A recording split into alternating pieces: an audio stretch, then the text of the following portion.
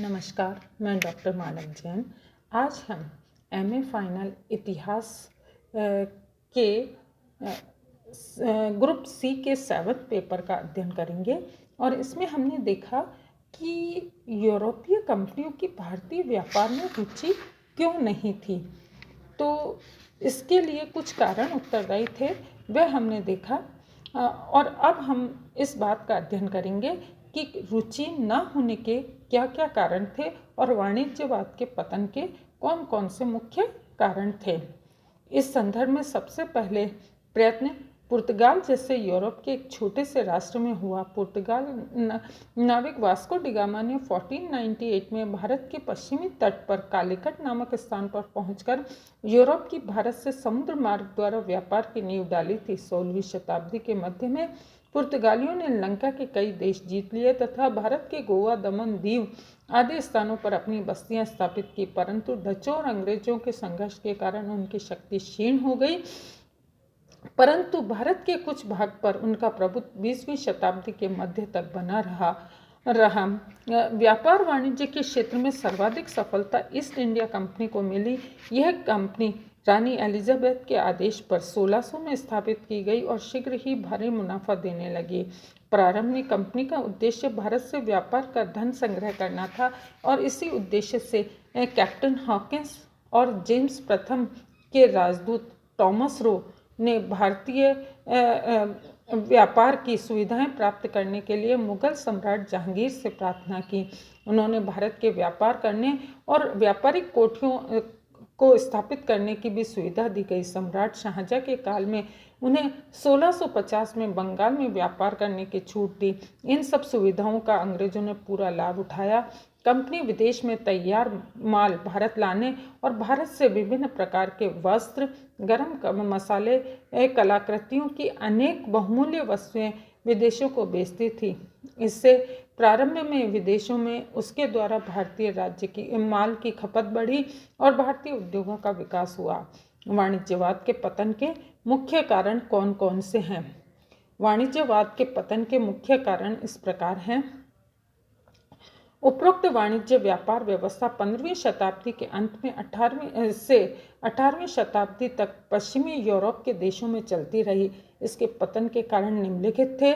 स्वार्थ और संकीर्णता का सिद्धांत। दूसरा है कागज के नोटों का प्रचलन।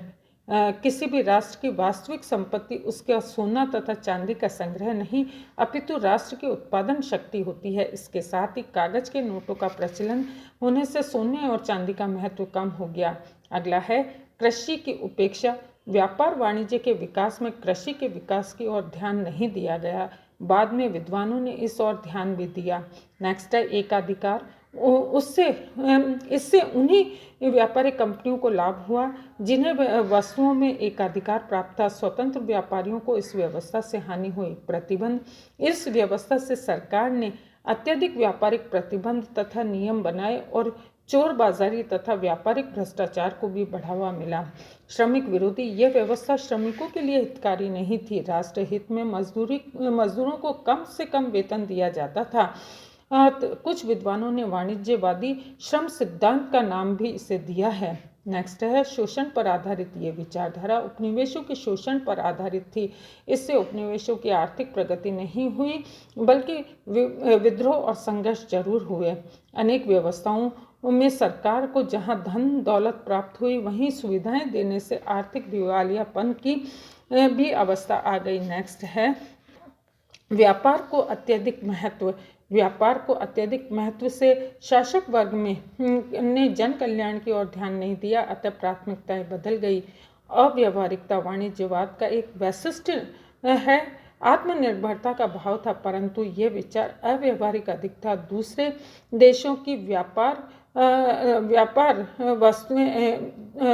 देशों की वस्तुओं को पूरी तरह से उपयोग करना संभव नहीं होता है, तब परस्पर आदान प्रदान से अनेक वस्तुओं की निर्भरता रहती है। 11वां है व्यक्तियों का आर्थिक शोषण। इस व्यवस्था में उपनिवेश के व्यक्तियों का आर्थिक शोषण होता है। इसी कारण अमेरिका ने अपना स्वतंत्रता युद्ध लड़ा। नेक्स्ट है व्यक्तिगत महत्वाकांक्षा। इस व्यवस्था में राजा आर्थिक तथा सैनिक दृष्टि से शक्तिशाली होता जाता है तथा स्वेच्छाचारिता बढ़ जाती है,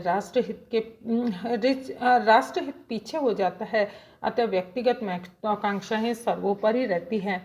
अनुपयुक्तता वाणिज्यवाद अंतर्राष्ट्रीय व्यापार के क्षेत्र में लागू नहीं किया जा सकता है। अंतर्राष्ट्रीय व्यापार के लिए स्वतंत्र व्यापार नीति ज़्यादा उपयोगी है।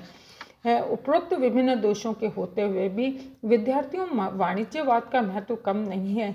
यह व्यवस्था लगभग 300 वर्षों तक यूरोप के देशों का आर्थिक क्षेत्र में मार्गदर्शन करती रही।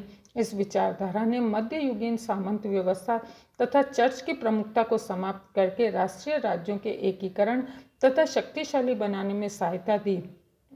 साथ ही विद्यार्थियों, उद्योग, व्यापार और वाणिज्य को महत्व मिला। राष्ट्रीय धन संपत्ति में वृद्धि हुई।